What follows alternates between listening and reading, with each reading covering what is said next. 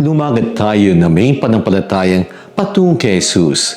Ako po si Father Eric Arada mula sa Si Jocelyn Lipa, Curaparaco ng Parokya Santa Clara dito sa Barangay Santa Clara, lungsod ng Santo Tomas. Magandang araw sa ating mga faith friends at sa ating kalakbay sa ating buhay pananampalataya at patuloy ang pagninilay at paglaganap ng salita ng Diyos. Una nating pagnilayan, si Jesus ang naglakad sa dagat. Nais ni Jesus lumapit sa kanyang mga alagad. Dapat tayo humanga sa kanila.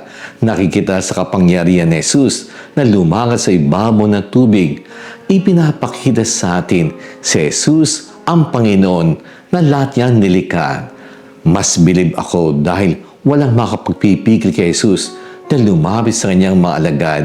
Hindi makatawid ang malagad sa dagat na mag-isa. Pinipigil sila ng mga alon at hangin. Nasa gitna pa rin sila ng dagat at malayo sa lupa. Ngunit hindi ito problema. Ang hangin o alon para kay Jesus, walang makapagpipigil kay Jesus. Nang maabot sila, walang lugar na maaring hindi kayang puntahan kung saan hindi naroon ang Diyos.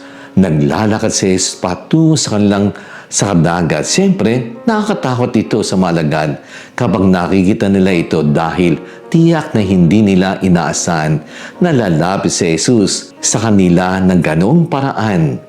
Ang pagdating ni Jesus sa kanyang malagad sa kanilang paghihirap ay isang pagkagulat at lubos na hindi inaasahan na paraan. Sumigaw ang mga alagad sa takot. Naniniwala silang may multong papalapit sa kanila. Ngunit agad niyang pinatahimik ni Jesus ang kanilang takot. Magpakatatag kayo. Ako ito. Huwag kayong matakot. Sinabi ni San Pablo Apostol, walang makapag-iwalay sa atin sa pag-ibig ng Diyos, kahirapan man o pagsubok. Pangalawa, ang pagtugon ni Pedro na imbis na pakalmahin ang dagat, alon o hangin, sinabi niya gusto niya lumapit kay Jesus. Si Pedro ay naglalakad na may panampalataya.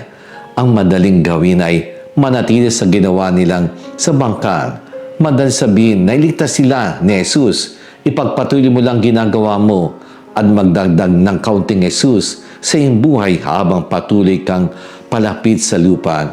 Ito ang iniisip ni Pedro na kailangan iwan ang bangka at pumunta kay Jesus. Dapat saan man naroon si Jesus, doon ako dapat pumunta. Madalas ang gusto natin si Jesus lumapit sa atin at magbuti ng ating buhay. Lumapit ka sa amin at gawin mong komportable kami. Halika sa amin at patahimikin ang bagyo para manatiling kaming sa aming bangka. Iba si Pedro. Madaming pagkakataon ng langit, sumusugod siya patungo kay Jesus. Kahit mapanganib, lalo na sa libingan ni Jesus, sugad agad siya. Ito ang panampalatayang naglalakad. Hindi inintindi ang pangangailangan. Gawin ang tilang imposible o hindi tumitingin sa madlang. Hindi natin si Pedro sa lugar ng kaginawaan. Kung nangangahulugan itong paggawa ng mahirap na bagay, tulad ng pag-alis sa bangka, papunta kay Jesus, hindi nakala ni Pedro na kaya niyang gawin ito sa kanyang sariling lakas. Panginoon, sabihin mo sa amin kung saan kang pupunta. Sabihin mo sa akin na lumapit ka sa iyo. Susundan kita saan man pumunta. Kailangan ng panampalataya para lumapit kay Jesus. Kailangan iwan ang lahat gaya ng komportabling bagay para pumunta sa Kanya. Manalangin tayo. Panginoon Jesus, salamat po sa araw na ito. Turuan mo kaming magtiwala sa iyo sa lahat ng pagkakataon. Kapag kami natatakot, tulungan mo kaming alalahanin lagi kang kasama namin.